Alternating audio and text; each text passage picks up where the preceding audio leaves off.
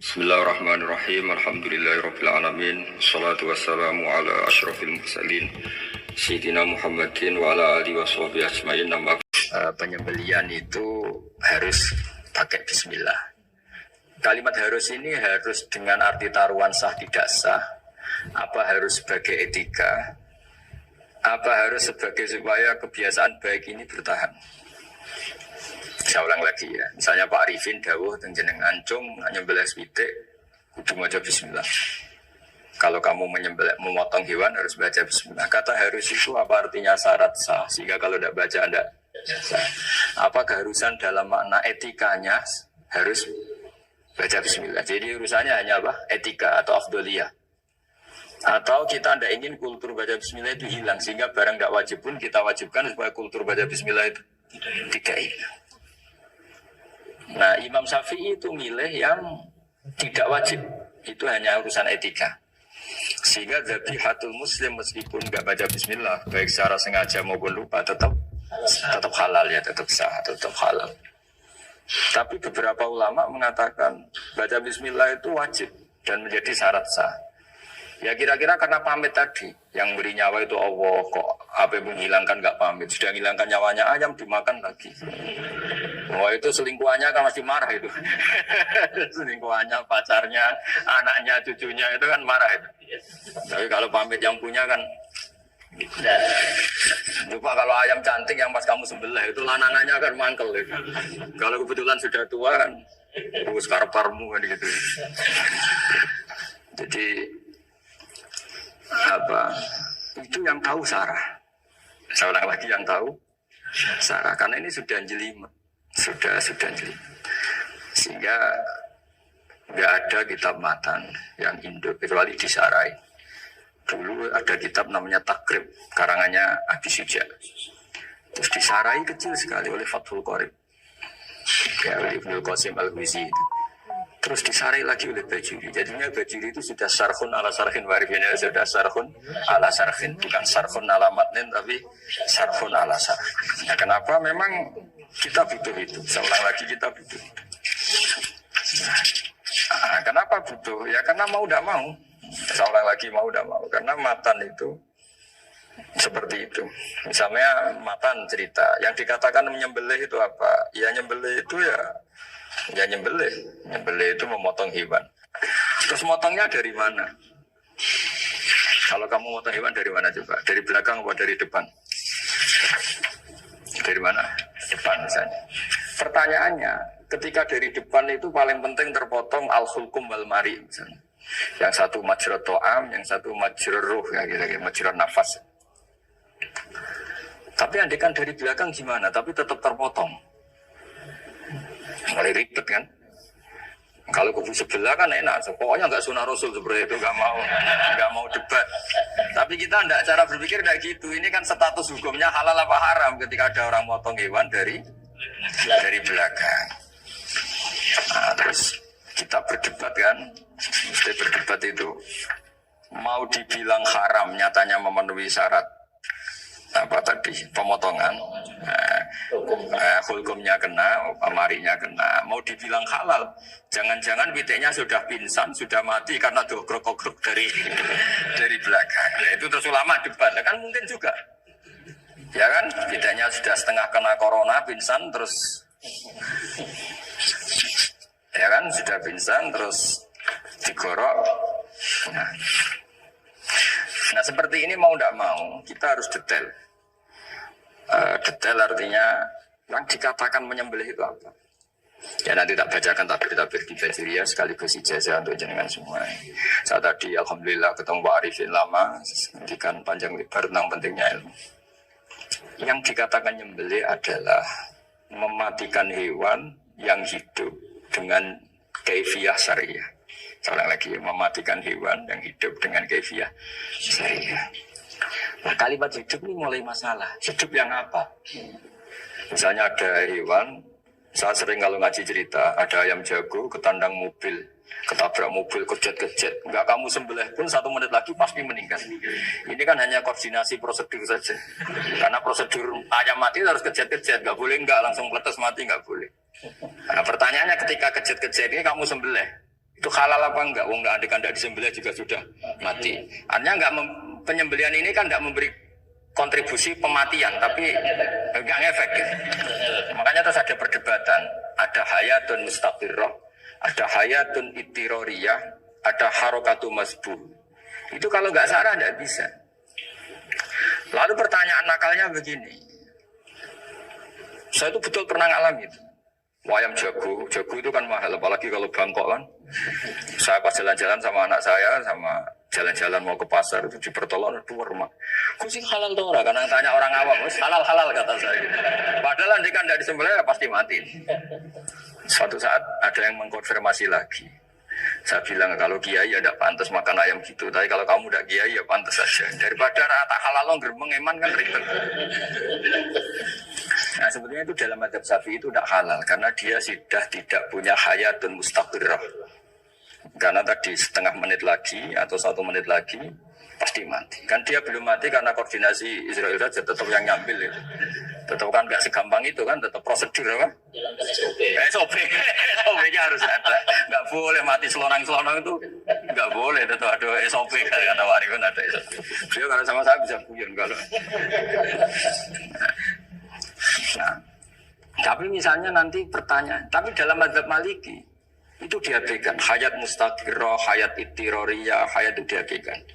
Cara berpikir Imam Malik lebih matematis. Kalau nggak disembelih itu matinya berapa menit? 1 menit lagi. Gara-gara disembelih dia mati sekarang. Berarti eksekutornya ya peso itu. Ya berarti peso itu memenuhi kriteria mematikan sesuatu yang masih hidup, hewan yang hidup dengan cara syar'i. Jadi nanti kan ada rapat malaikat. Matinya karena apa? Karena besok apa karena kecelakaan? Karena besok. Ya kan? Karena kalau nggak tanpa besok nunggu 1 menit. Gara-gara disembelih langsung terjadi sekarang. Nah karena hukum halal ini yang menarik dan menguntungkan. Di bab ini orang jadi Malikiyah semua. Mana maksudnya? Jadi kita ini sebetulnya Syafi'i pecundang gitu. Syafi'i partai politik. Jadi kalau sedang tidak menguntungkan ya. Kata siapa kita Syafi'i banget juga itu. Ya, jadi karena tadi ya kalau pada level perdebatan ulama itu ada tadi ya, ada seperti itu, ada hayatun mustaqirrah, ada hayatun ittiroriyah, ada harokatul masbuh. Jadi tak baca ya supaya dapat barokahnya ulama ya. Jadi saya baca versinya ini di halaman, terus kitab ini saya tinggal sebagai amal saya, keluarga saya, sebagai penghormatan saya sama Habib Ali, Habib Qures, Habib Hussein semuanya, Pak Arifin dan Bismillahirrahmanirrahim. Wa'alam, ini halaman 562. Ikutnya bab kita buah kami sayyidi wa dzabai. Ya jadi nanti yang mungkin kalau beda halaman cari di babnya apa? Kalau beda halaman cari di babnya. Kadang-kadang beda halaman warifnya. Kalau cetak sekarang angka-angka. Kadang beda juz sekarang. Kayak Ikhya sekarang tuh sampai 6 juz. Zaman kita ngaji kan 4 ya.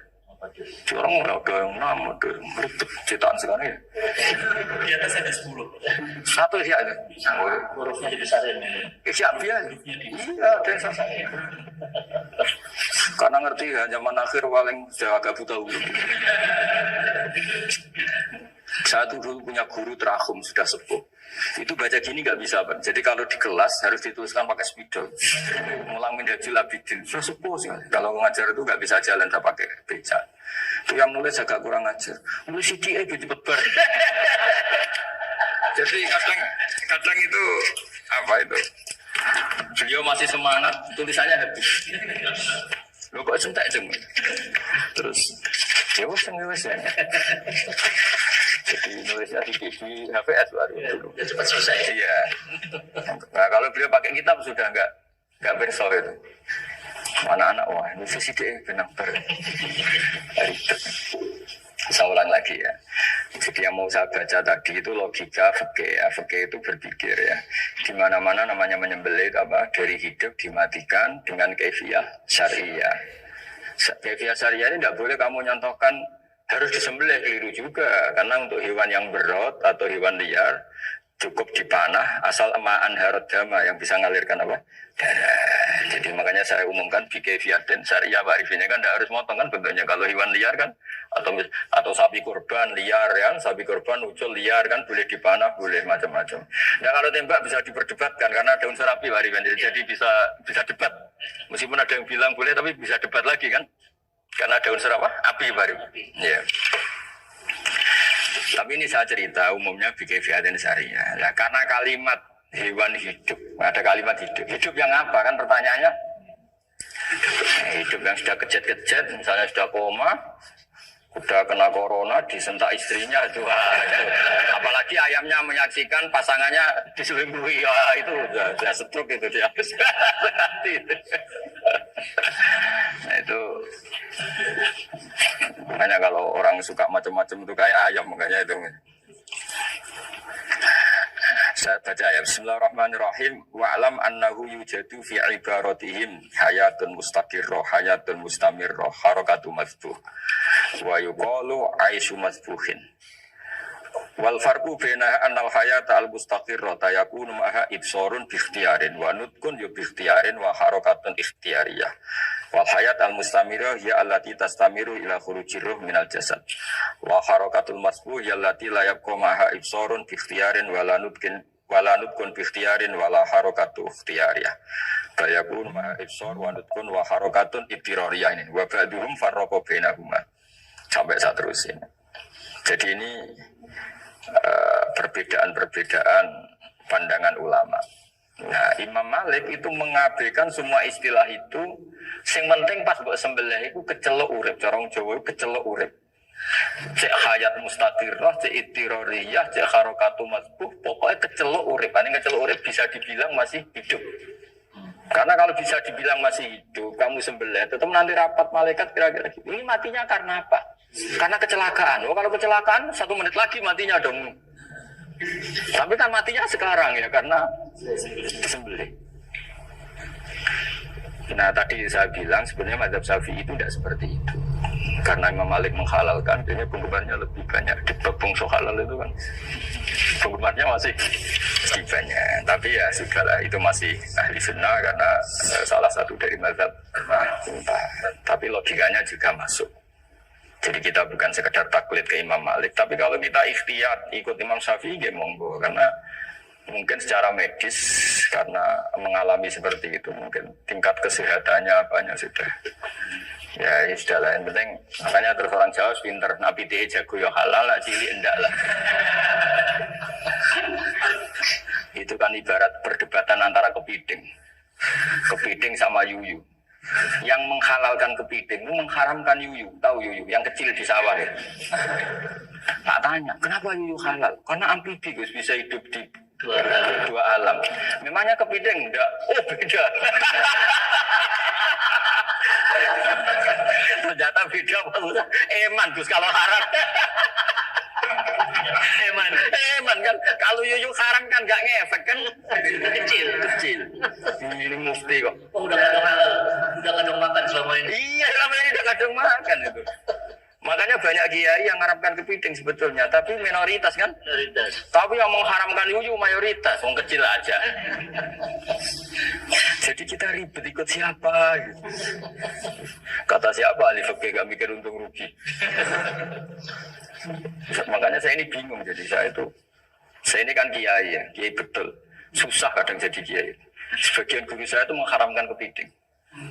Nah kalau kayak dolan di daerah Juwono, Mas Nafis daerah itu, penghormatan tertinggi santri itu kalau nyugoi kiainya kepiting, karena itu makanan termahal. Bingung kan dia?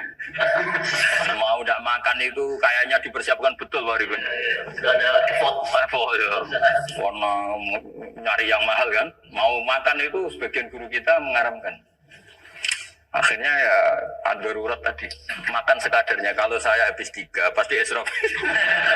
Kalau habis 1 prosedur hormat yang nyugui. Itu susahnya jadi kiai. Kalau kamu kan tidak kiai, mumpung gratis. Enaknya gak jadi kiai kan itu masalah. Pertimbangannya mumpung gratis. Sudah gitu masih mun dibutuh mawon, mungkin dibutuh mawon. Oh, digowo tenan. Tapi sebetulnya ada sisi naif dari yang bilang halal tadi.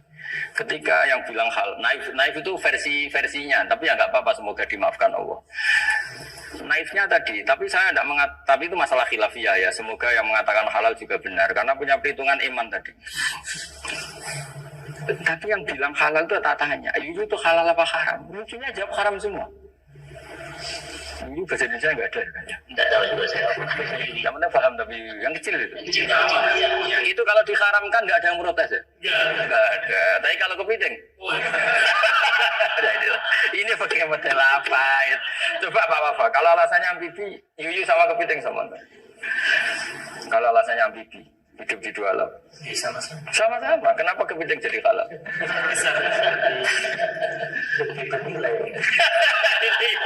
Ini juga bukti model baru. Yang menghalalkan. Iya makanya. Kan, jadi kayak tadi ayam jago tadi orangnya tak tanya. Andekan yang kecelakaan itu ayam kecil. Kamu tanya saya enggak? Ya enggak, aku langsung tak buang. Karena sudah dibuang. Berhubung ayam besar. Eman kan. Tapi nurani aja sebetulnya protes. Belah keleket. Kadang kalau apa kejat itu sudah tunggu SOP dan apa. Ya tapi apapun itu ini ilmu harus didengar ya supaya sampean tahu ya, ada hayat mustaqirroh, ada hayat mustamirroh, ada hayat ibtiroriyah, paling enggak kita ngerti lah. Karena nanti di bab B, ya nyun sewu di bab B.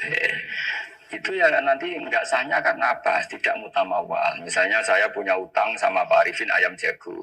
Tak bayar dengan jago yang mengalami kehidupan sudah seperti itu kan tidak sah. Meskipun itu hidup tapi sudah tidak hayat yang mustamir, tidak normal.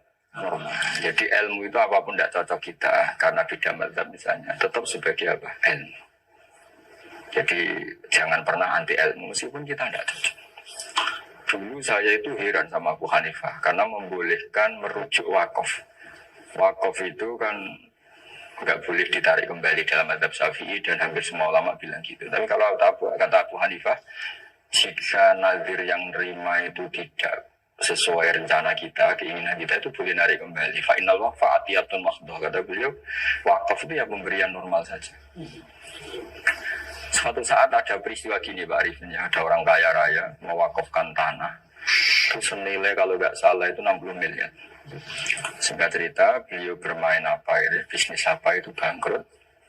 Kemudian itu belum disertifikatkan wakaf. Kemudian nggak ada yang di Sawang, Jawa, nggak ada yang dilihat, terus mau dibeli sama nyuwun sewu sampai yang mau beli yang mampu itu non muslim. Singkat cerita ada orang kaya muslim yang mau beli itu tapi ada problem karena itu wakaf. Tapi kalau nggak dibeli itu malah dibeli non muslim. Tanya saya jawab nggak apa-apa dibeli saja. Ikuti mazhab Abu Hanifah. Karena kalau mazhab Syafi'i itu nggak sah semua pembeliannya. Tapi apa artinya mazhab kalau kita berpikir nggak sah tapi yang jual melakukan? Nah itu yang nggak dipikirkan oleh orang-orang fikih yang di Menara Gading. Apa gunanya kita bilang nggak sah? Tapi yang punya tanah tadi tetap menjual. Karena tidak mengindahkan hukum itu, mau apa? Makanya saya bilang ke Kiai tentang Gus itu nggak ada kaunya dalam adab Syafi'i. Saya bilang kamu mengharamkan itu tidak ada gunanya karena itu tetap dilakukan. Jadi kita pertimbangannya tidak itu, daripada dikuasai situ mendingan kita. Nah itu sisi-sisi fikih. Makanya ini kita ngaji fikih tidak segampang itu memberi fatwa karena pertimbangannya banyak, Pak. Dari hitam putih gitu maksud saya ini cerita. Jadi nanti kamu ngerti. Jadi mau apa coba? Itu kan ibarat gini. Hukumnya kita ngajar perempuan itu masalah sebetulnya secara karena itu ajnabiyah. Tapi fikih mentoleransi li ajli ta'lim karena untuk belajar enggak apa. Kalau sudah jadi fakta itu ribet. Dia maunya belajar sama kamu dan sekali kamu tidak mau belajar ke yang lain yang potensi menyesatkan. Jadi fikihnya bukan masalah nazar lagi, sudah penyelamatan. Ribet kan kalau sudah begitu. Saya punya kenangan yang menurut saya itu harus jadi trauma. Siapapun harus jadi trauma. Ini cerita sedikit. Ini masih ngaji fikih pertimbangan. Ada orang itu sangat khusyuk, sangat khusyuknya di rumahnya Pak Wafa itu nggak ada TV, nggak ada motor, nggak ada apa saja. Ketika anaknya berkembang agak dewasa, itu pertama naik motor, itu ya utang jasa sama kawan-kawannya. Pertama dia ngelihat nikmati TV ya dari kawan-kawannya, corong cowok, sampai tanggane lah. Padahal orang tuanya ini protektif justru karena banyak tangganya sih nggak pati Islami lah. Ya mereka orang Islam tapi ya nggak sholat, nggak. Singkat cerita orang tuanya ini datang ke rumah sana nih sebenarnya. Gus, sekarang saya ikrar ke mazhab Abah jenengan Ki Nur Salim, mazhab kakak saya itu. Mazhab jenengan itu lebih hebat timbang mazhab kula. Nangis dia. Dulu saya itu agak menyalahkan Ki Nur Salim jenengan karena longgar di rumah ada TV, ada motor. Terus dia cerita. Nah karena anaknya ini pertama bisa naik motor. Untuk anak ABG ini kan jasa yang luar biasa. Karena dia butuh sekali bisa naik motor di sini Jemwina. Akhirnya walhasil anaknya ini yang saya merantau ke Jakarta kemana? Hanya lam yusolli walam yasum. Padahal anaknya ya kiai kampung. Terus tak ceritanya. Terus akhirnya dia tanya, kenapa sih Gus jenengan sama Abah kok longgar gitu sama anak? Terus tak ceritanya gini Pak Arifin. Menurut ilmu al-insan abdul ihsan, manusia itu budaknya kebaikan. Karena utang jasanya sama anak ini, ya dia akan ingat anak ini. Sementara kenangannya jenengan Bu Amui tidak boleh. Dia baru ngakui ya saya itu saya hanya khusyuk tapi kurang ilmu. Tadi dia hanya berdasar khusyuk. Bocah kok main TV kan pikirannya aja gitu. Ini cerita ilmu, saya bukan menjustifikasi manapun, ini kan cerita ilmu Pak Arifin. Jadi semuanya itu ada hitung-hitungannya. Coba kalau kita terlalu takung be anak pertama naik motor, jasanya orang nggak sholat ya. Pertama roh TV, jasanya orang nggak sholat. Coba terikatnya anak ini sama kita apa sama orang itu?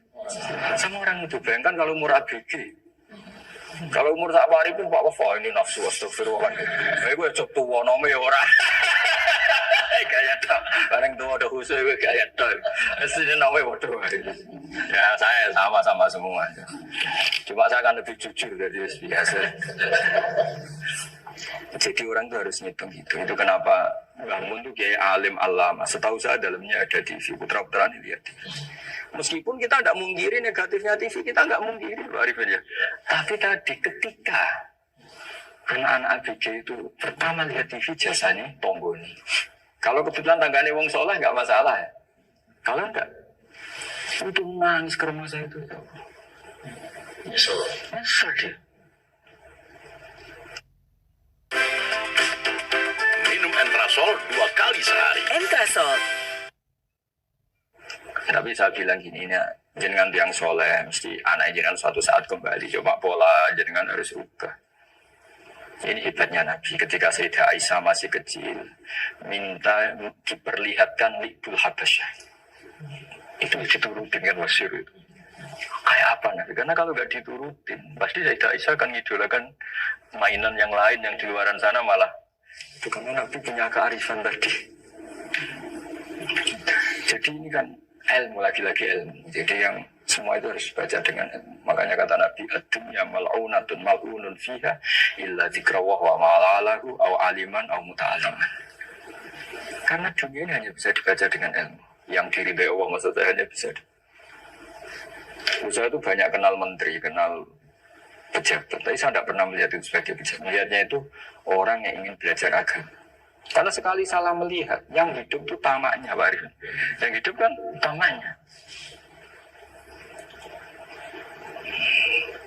Saya kenal orang kaya, kok melihat kayanya hidup itu tamaknya. Ingin dapat ini, dapat. Tapi kalau melihat itu sebagai hamba Allah ingin belajar, insya Allah kita selamat dari tamak. Meskipun kita ya manusia tidak sempurna.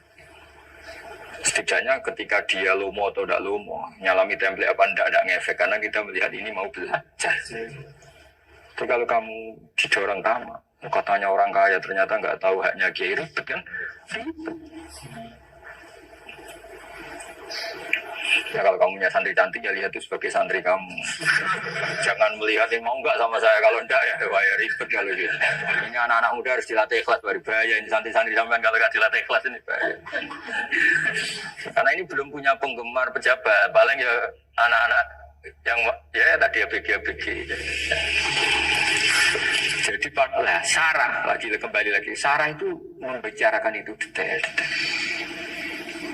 Jadi ya makanya kenapa orang mati yang lahir langsung meninggal itu nggak wajib disolati. Alasannya juga ya lucu, karena dikatakan sholat mayit di mana-mana mayit itu sabakohu hayatun, di mana-mana namanya mati itu terdahului oleh hidup. Nah ini nggak pernah hidup langsung mati. Jadi fakir itu kadang lucu, ya gitu aja alasannya. Kamu nyolati apa? Mayit. Kenapa kok mayit? Mayit itu namanya mayit. Orang mati. Orang mati. Orang mati artinya pernah hidup. Nah itu sarah. Jadi ketika matan hanya cerita wasiktu alladzi lam yastahila, gak pernah nangis, gak lam yusalla alaih. Sarah bilang mergo ora tau urip. Kalau gak pernah hidup berarti gak bisa dikatakan mati. Kayak sampean miskin itu kan gak bisa dikatakan bangkrut. Ya, ya miskin aja gitu. Kan gitu ya. Karena nggak pernah kaya. Enggak udah kaya.